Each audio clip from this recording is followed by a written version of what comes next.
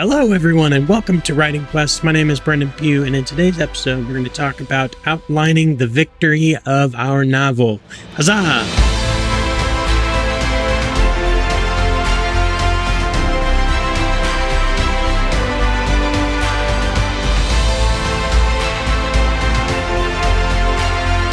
Alright, so before we get started, make sure if you haven't to check out the book on Wattpad. We are writing away and adding new stuff to that pretty regularly. It's a little bit slower going than I anticipated, but that's all right. So stay tuned to the end of the video to see where we are with that. Before we get into where we are with the story, let's talk about what the victory is. And it's pretty much exactly what you think it is. It's when the hero finally triumphs over evil. It's when the hero finally confronts the villain in the climactic confrontation and then ultimately has victory and wins. So for our story, that can mean a lot of things. If you're writing just a single novel, that is where you kind of start wrapping everything up.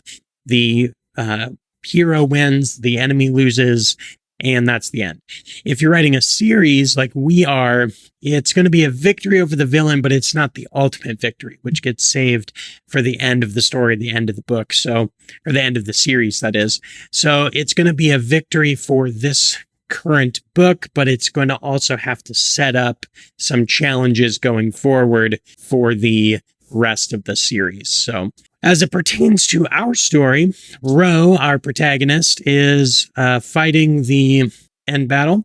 And in that moment, she's going to be sort of kind of winning and losing, going back and forth a little bit. And so the victory for us is when she finally comes into the fullness of her powers. So if you've been following along with us, you know that our protagonist has been going through this whole journey of gaining their powers and figuring out what's going on and discovering what is happening with this culture of wolves and their race and what's all happening there.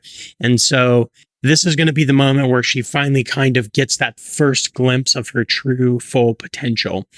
I'm playing with an idea. If you've been following us before, you know that Artemis, who's one of the wizard characters, loses his ability to use magic. And so I'm kind of playing with this idea, perhaps, that not only does she come into her powers with her elemental magic, which is controlling the wind and the air, but also maybe she actually harnesses the power of magic to reforge Artemis's staff. And so she actually uses kind of both sides of things. I don't know if that's going to end up making her a little bit too overpowered or not.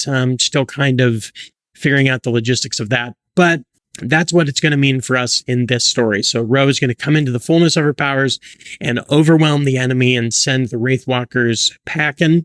And that's going to be a really cool moment, I think, for her. As it goes to Artemis and Gaian, who are our two brothers, who are kind of on opposite sides of each other. Artemis is still going to be a very broken character, but he is going to participate in this final battle where he's ultimately going to kind of come around just enough to where he participates and fights alongside Ro and Gaian. He's going to continue to be broken for pretty much going into the future. We're going to not totally fix him in this, but I think there's going to be some jealousy that pops up with Ro gaining her powers and he's lost his powers. And so that'll be an interesting dynamic to play between the two. And then Gaian, of course, has been injured, but he's healed. And so we're going to kind of see what that looks like for him and coming into being the true leader of this whole group. Ro, of course, will kind of be the leader, but there's going to be just, a little bit of tension there, but ultimately they're trying to achieve victory and win the day. So that's really all I got for this episode. We're getting into those little miniature parts of the story that are the big moments, but they're shorter and they're pretty self-explanatory. So I'm really excited about writing the victory of this. It'll be cool to kind of finally give the characters of the story a victory where they've actually won something, but then set up a lot of those future conflicts. Because if this goes all to plan, we're going to have quite a long series. And so obviously we don't want to give away everything right here at the end of book one. We need to set up a lot of things for the future.